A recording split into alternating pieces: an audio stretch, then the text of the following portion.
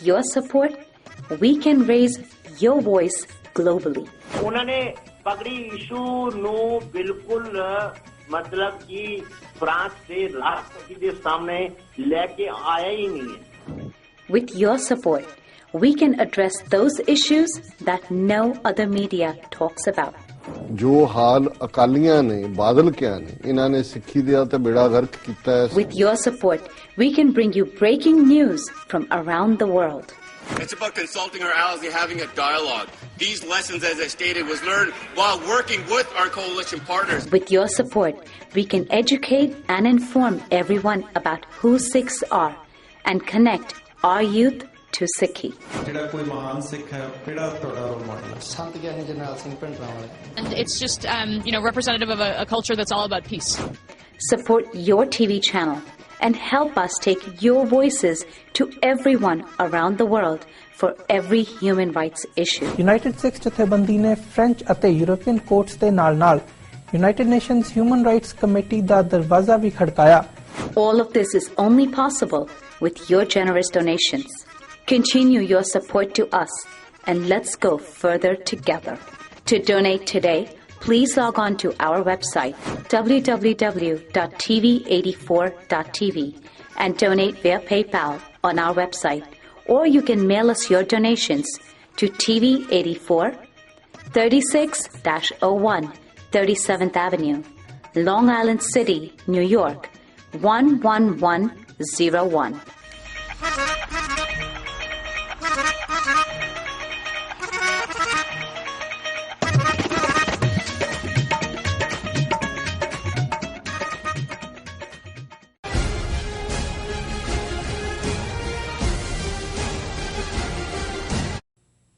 दर्शकों ब्रेक के बाद थोड़ा स्वागत है जी. डॉक्टर साहब साडे कोल मैसेज आया है अमृतसर तो भी. ਤੁਹਾਡੇ ਮੈਸੇਜ ਪੜਨ ਤੋਂ ਪਹਿਲਾਂ ਮੈਂ ਇੱਕ ਅਨਾਉਂਸਮੈਂਟ ਕਰਨਾ ਚਾਹੁੰਦਾ ਜੀ. ਕੱਲ ਅਸੀਂ 9 ਤੋਂ 10 ਵਾਲੇ ਸੈਗਮੈਂਟ ਚ ਸਟਾਕਟਨ ਦੇ ਉਸ ਹਿਸਟੋਰੀਕਲ ਮੁਕਾਮ ਤੇ ਉਹਨਾਂ ਦੀ ਉਹ ਲਾਇਬ੍ਰੇਰੀ ਜਿੱਥੇ ਕਿ ਉਹ ਪ੍ਰਿੰਟਿੰਗ ਪ੍ਰੈਸ ਰੱਖੀ ਹੈ ਜਿਹਦੇ ਚ ਗਦਰ ਗੁੰਜਾਂ ਦੇ ਪਹਿਲੇ ਅੰਕ ਛਪੇ ਔਰ ਬਾਕੀ ਇਤਿਹਾਸਕ ਮਿਊਜ਼ੀਅਮ ਵਰਗੀ ਉਹ ਸਾਰਾ ਲਾਇਬ੍ਰੇਰੀ ਕਮ ਮਿਊਜ਼ੀਅਮ ਹੈ ਜੀ. ਉਹਦੇ ਚ ਜਿਹੜੀ ਟਾਊਨ ਹਾਲ ਮੀਟਿੰਗ ਫਾਰਮੈਟ ਜਿਹਦੇ ਚ 100 ਤੋਂ ਜ਼ਿਆਦਾ ਨੁਮਾਇੰਦੇ ਔਰ ਸੰਗਤ ਸ਼ਾਮਲ ਸੀ.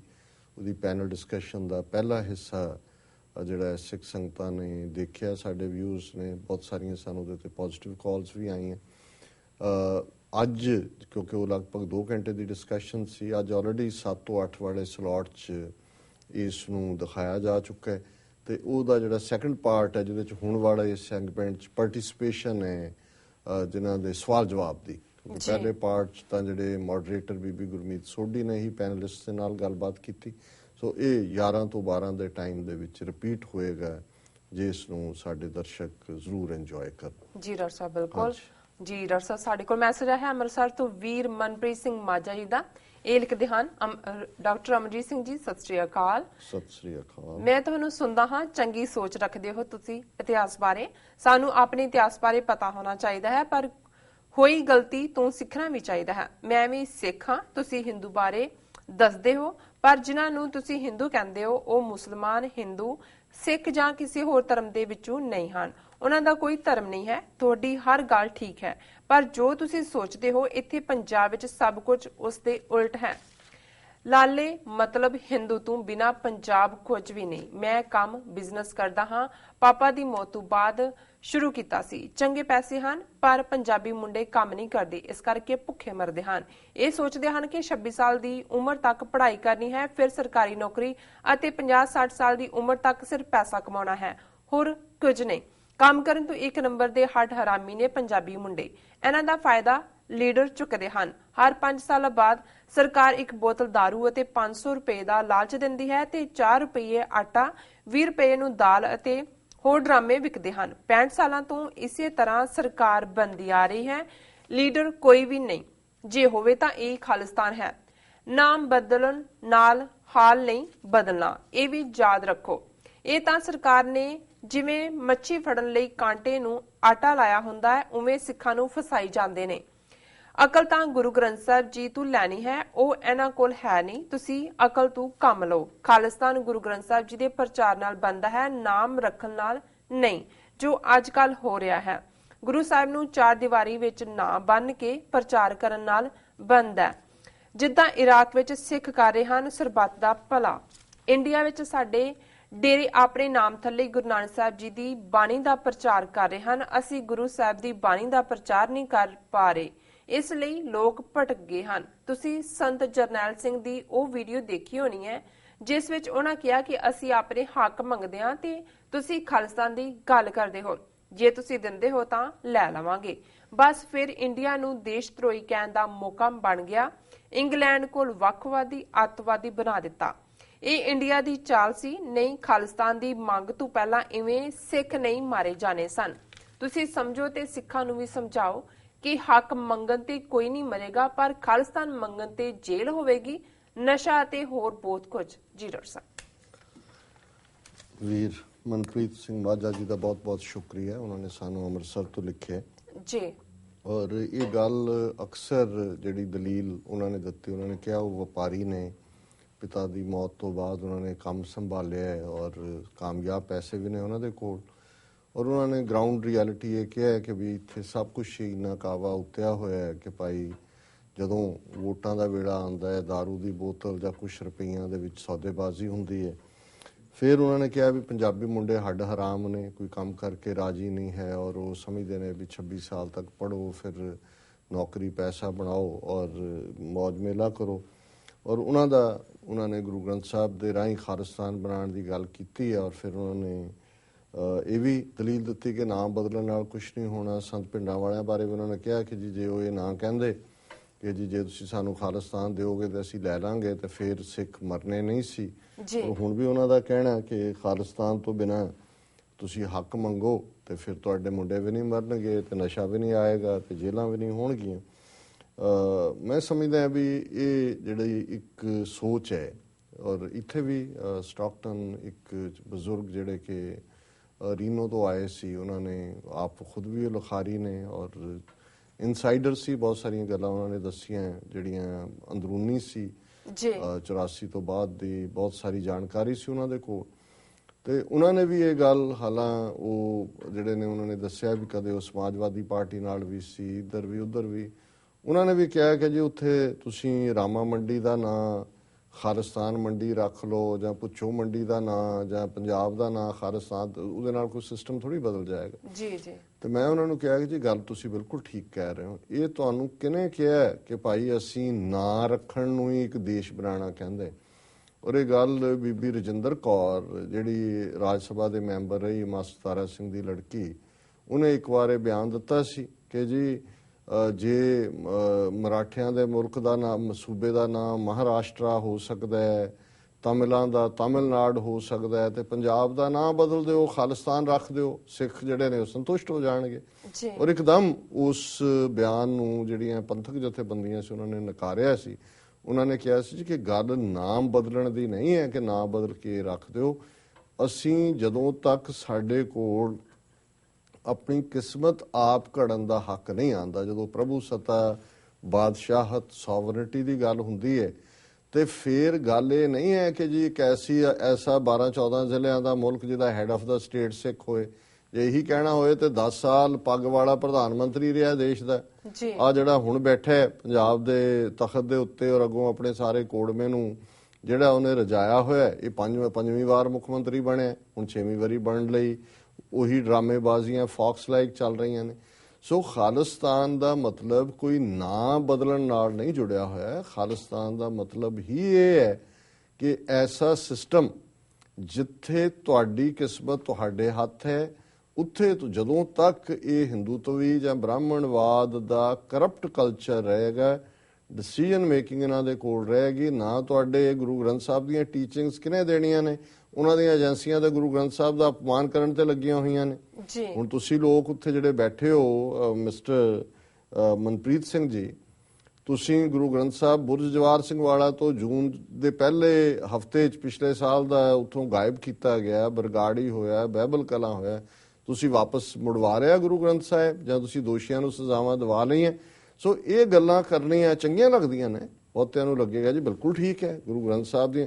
ਉਹਨਾਂ ਨੇ ਤਾਂ ਤੁਹਾਡੀਆਂ ਹਜ਼ਾਰਾਂ ਬੀੜਾਂ ਗੁਰੂ ਗ੍ਰੰਥ ਸਾਹਿਬ ਦੀਆਂ ਕੋਈ ਚੁੱਕ ਕੇ ਲੈ ਗਏ ਜੂਨ 84 'ਚ, ਨਵੰਬਰ 84 'ਚ ਕੀ ਹਾਲ ਕੀਤਾ ਹੈ, ਪੰਜਾਬ 'ਚ ਲਗਾਤਾਰਤਾ ਨਾਲ ਕਰ ਰਹੇ ਨੇ। ਤੁਹਾਨੂੰ ਲੋਕਾਂ ਨੂੰ ਕਿਉਂ ਇਹ ਗੱਲ ਸਮਝ ਨਹੀਂ ਆਉਂਦੀ ਕਿ ਇਸ ਲੈਵਲ ਦੀ ਕਰਪਸ਼ਨ, ਇਸ ਕਿਸਮ ਦਾ ਅਪਮਾਨ, ਇਸ ਕਿਸਮ ਦੀ ਜ਼ਲਾਲਤ ਜਿਨ੍ਹਾਂ ਨੂੰ ਤੁਸੀਂ ਹੱਡ ਹਰਾਮ ਕਹਿ ਰਹੇ ਹੋ, ਇਹ ਉਹੀ ਲੋਕ ਨੇ ਜਿਨ੍ਹਾਂ ਨੇ ਪੰਜਾਬ ਨੂੰ ਨਾ ਸਿਰਫ ਸੈਲਫ ਸਫੀਸ਼ੀਐਂਟ ਬਣਾਇਆ, ਸਾਰੇ ਭਾਰਤ ਦਾ ਜਿਹੜਾ ਉਹ ਢਿੱਡ ਭਰਿਆ ਜੀ। ਜੇ ਏਡੇ ਹੱਡ ਹਰਾਮ ਹੁੰਦੇ, ਹੱਡ ਹਰਾਮ ਤਾਂ ਇਹ ਲੋਕ ਨੇ ਜਿਨ੍ਹਾਂ ਨੇ ਅਲਟੀਮੇਟਲੀ ਸਾਡੇ ਰਿਸੋਰਸਿਸ, ਸਾਡਾ ਪਾਣੀ ਹੋਏ, ਉਪਜ ਦਾ ਭਾਅ ਕਿਨੇ ਰੱਖਣਾ ਹੈ, ਹੋਰ ਕੀ ਹੋਣਾ, ਉਸ ਦੇ ਉੱਤੇ ਕੰਟਰੋਲ ਕੀਤਾ ਹੋਇਆ। ਸੋ ਮੈਂ ਸਮਝਦਾ ਵੀ ਇਹ ਜਿਹੜੀ ਸੋਚ ਹੈ ਜਿਸ ਲੈਵਲ ਤੇ ਲਿਜਾ ਕੇ ਇਹ ਖਾਲਿਸਤਾਨ ਦਾ ਵਿਰੋਧ, ਸੰਤ ਪਿੰਡ ਵਾਲਿਆਂ ਨੇ ਤਾਂ ਕਦੇ ਖਾਲਿਸਤਾਨ ਮੰਗਿਆ ਹੀ ਨਹੀਂ। ਇਹਨਾਂ ਦਾ ਇਹ ਕਹਿਣਾ ਹੈ ਕਿ ਜੀ ਉਹਨਾਂ ਨੇ ਇਹ ਜ਼ਰੂਰ ਕਿਹਾ ਕਿ ਭਾਈ ਜੇ ਸਾਨੂੰ ਦੇਣਗੇ ਤਾਂ ਫਿਰ ਅਸੀਂ ਜੋ 47 ਚ ਬਲਦੇਵ ਸਿੰਘ ਨੇ ਬੇੜੀਆਂ 'ਚ ਵੱਟੇ ਪਾਏ ਉਹ ਨਹੀਂ ਹੋਣ ਦੇਵਾਂਗੇ, ਅਸੀਂ ਜ਼ਰੂਰ ਲਵਾਂਗੇ ਵੀ ਅਸੀਂ ਨਾਲ ਰਹਿਣਾ ਚਾਹੁੰਦੇ ਪਰ ਬਰਾਬਰ ਦੇ ਸ਼ਹਿਰੀ ਬਣ ਕੇ।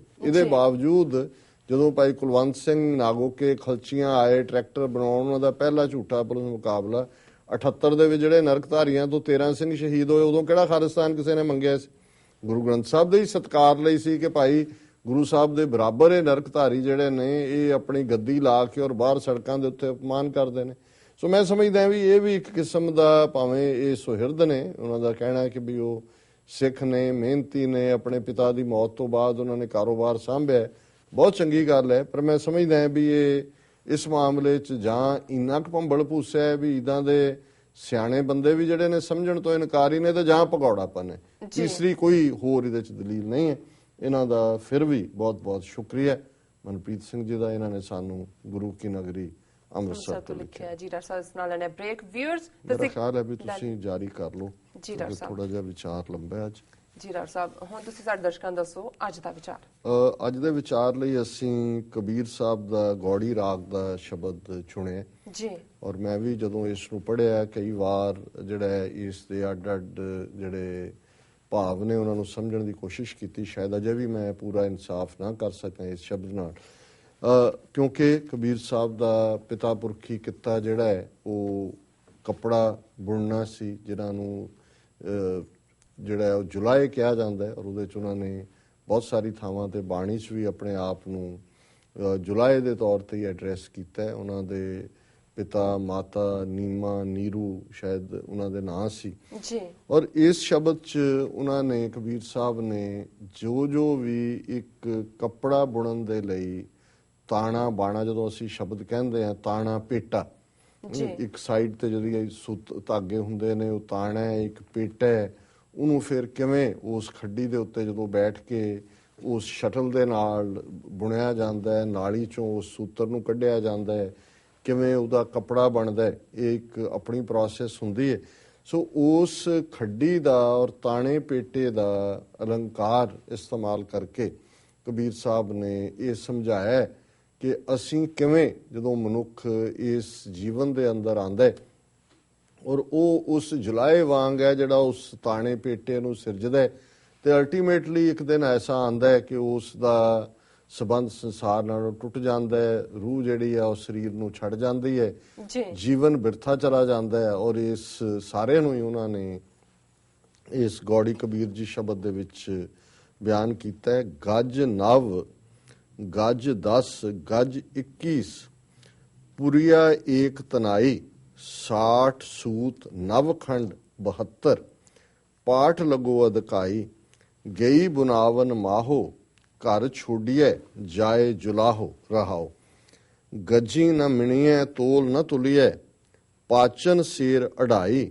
ਜੋ ਕਰ ਪਾਚਨ ਬੇਗ ਨ ਪਾਵੇ ਝਗਰ ਕਰੇ ਘਰ ਹਾਈ ਦਿਨ ਕੀ ਬੈਠ ਖਸਮ ਕੀ ਬਰਕਸ ਇਹ ਬੇਲਾ ਕਤ ਆਈ ਛੂਟੇ ਕੁੰਡੇ ਭੀਗੈ ਪੁਰੀਆ ਚਲਿਓ ਜੁਲਾਹੋ ਰਿਸਾਈ ਛੋਛੀ ਨਲੀ ਤੰਤ ਨਹੀਂ ਨਿਕਸੈ ਨਤਰ ਰਹੀ ਉਰਜਾਈ ਛੋੜ ਪਸਾਰ ਇਹਾਂ ਰੋ ਬਪਰੀ ਕਹੋ ਕਬੀਰ ਸਮਝਾਈ ਜੀ। ਹੁਣ ਜੇ ਅਸੀਂ ਇਸ ਦੀ ਵਿਚਾਰ ਨੂੰ ਉਹ ਸਾਰੇ ਸ਼ਬਦ ਜਿਹੜੀ ਸਪਰੈਡ ਆਊਟ ਹੈ ਲਈਏ ਤੇ ਕਬੀਰ ਸਾਹਿਬ ਇਹ ਯਾਦ ਕਰਵਾਉਂਦੇ ਨੇ ਕਿ ਜਦੋਂ ਬੱਚੇ ਜਾਂ ਬੱਚੀ ਦਾ ਜਨਮ ਹੁੰਦਾ ਹੈ ਉਹ ਕਿਸ ਕਿਸਮ ਦੇ ਉਸ ਆਜ਼ਾਦਾਨਾ ਉਸ ਰੱਬ ਦੇ ਨਾਲ ਬਿਰਤੀ ਜਿਹੜੀ ਉਸ ਦੀ ਲੱਗੀ ਹੁੰਦੀ ਹੈ ਉਸ ਨੂੰ ਤੋੜ ਕੇ ਘਰ ਛੋੜਿਆ ਜਾਏ ਜੁਲਾਹੋ, ਕਿ ਵੀ ਕਿਵੇਂ ਜਦੋਂ ਅਸੀਂ ਲਿਵ ਛੁੜਕੀ ਲੱਗੀ ਤ੍ਰਿਸ਼ਨਾ ਮਾਇਆ ਅਮਰ ਵਰਤਾਇਆ। ਹੁਣ ਮੈਨੂੰ ਯਾਦ ਹੈ ਕਿ ਉੱਥੋਂ ਦੇ ਪਾਕਿਸਤਾਨ ਦੇ ਇੱਕ ਸੁਪਰੀਮ ਜੱਜ ਇੱਕ ਵਾਰੀ ਆਏ ਤੇ ਮੈਨੂੰ ਪੁੱਛਣ ਲੱਗੇ ਕਿ ਅਮਰਜੀਤ ਨਾਂ ਚੱਲਿਆ ਕਿ ਅਮਰਜੀਤ ਦਾ ਕੀ ਮਤਲਬ ਹੈ।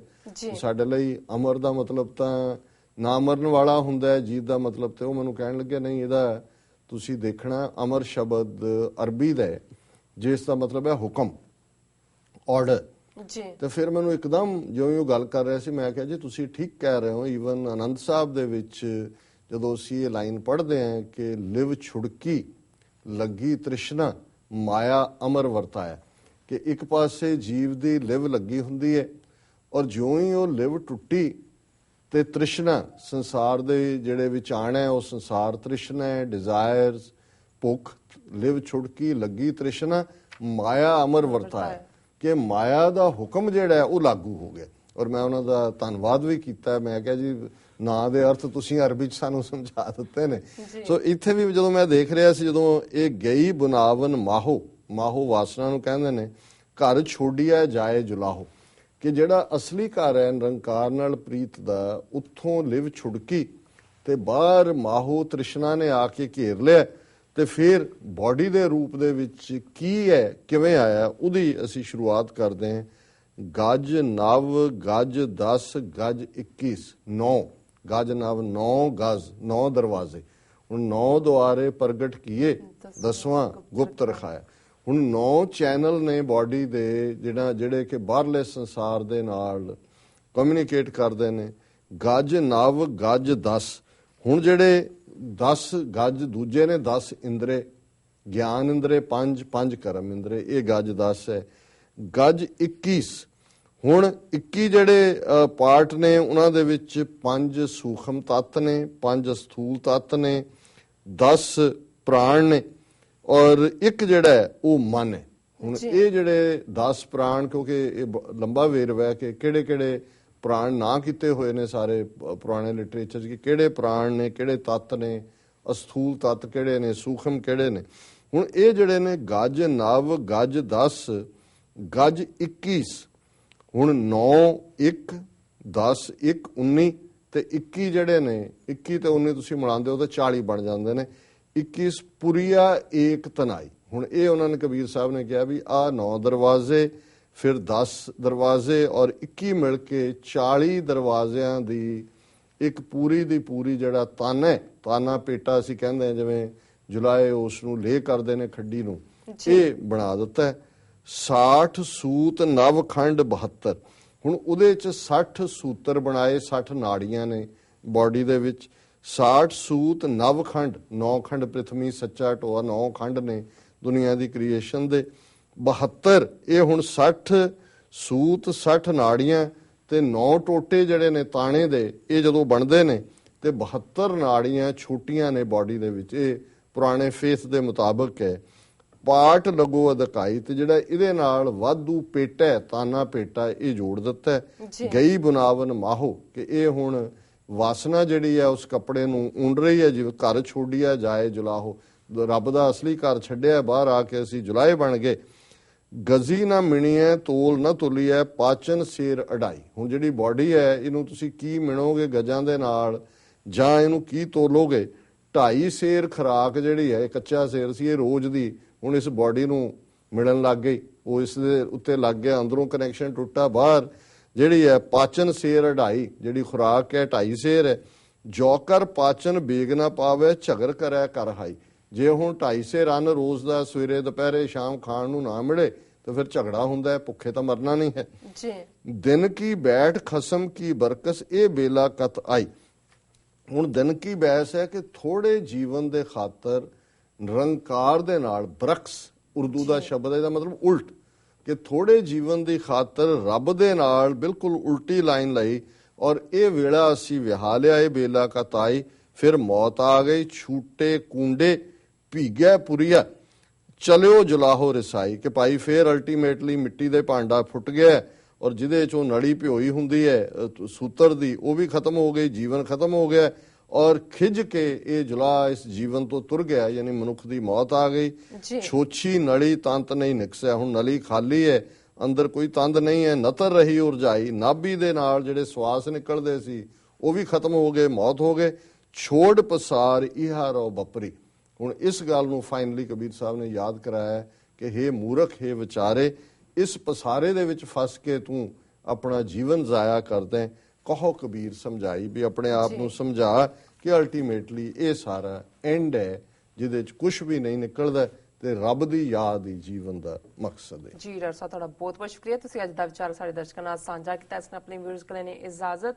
ਵਿਊਅਰਸ, ਸਾਡੇ ਪ੍ਰੋਗਰਾਮ ਦਾ ਸਮਾਂ ਇੱਥੇ ਸਮਾਪਤ ਹੁੰਦਾ। ਤੁਸੀਂ ਆਪਣੀ ਰਾਏ ਤੇ ਸੁਝਾਅ ਸਾਨੂੰ ਭੇਜਣਾ ਭੁੱਲਣਾ ਸਾਡੇ ਇਸ ਪਤੇ ਤੇ sos@tv84.tv ਤੇ।